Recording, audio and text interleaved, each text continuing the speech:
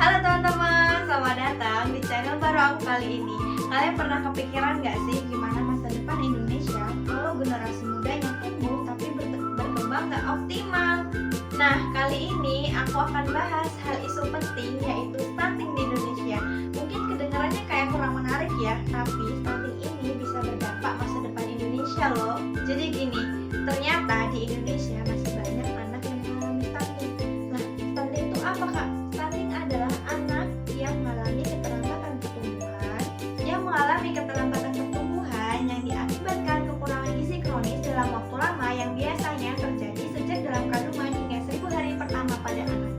Nah, ciri-ciri anak yang mengalami stunting cenderung memiliki kemampuan kognitif yang rendah, memiliki imunitas tubuh yang lemah, gampang sakit, mudah terinfeksi, mudah tertular penyakit, dan memiliki produktivitas tubuh yang terus menurun yang menyebabkan setara sosial dan sumber daya di Indonesia terus menurun.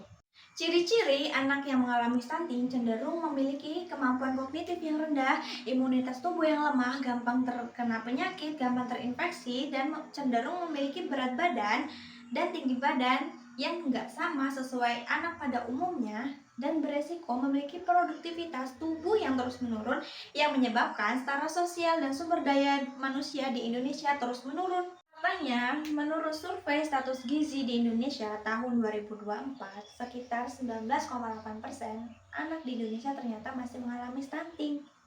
Dan kabarnya teman-teman, penyumbang terbesar anak stunting di Indonesia terjadi pada masyarakat atau kelompok yang memiliki setara sosial di bawah. Kabar baiknya, stunting bisa dicegah dan pemerintah juga udah ngejalanin program-program percepatan penurunan stunting dengan melibatkan kader-kader posyandu seperti bidan dan dokter untuk pemberian edukasi secara rutin kepada ibu hamil dan ibu menyusui serta remaja putri, pemberian makanan bergizi secara gratis, dan meningkatkan akses fasilitas kesehatan di daerah-daerah yang masih serba terbatas dan tertinggal.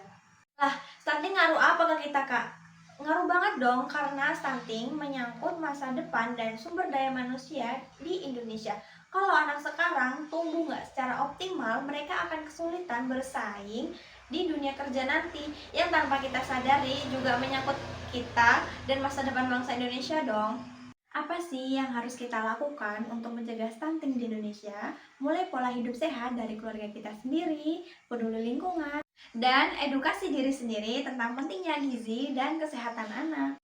Teman-teman, stunting ini bukan masalah angka, tetapi ini adalah cerita tentang masa depan anak-anak di Indonesia.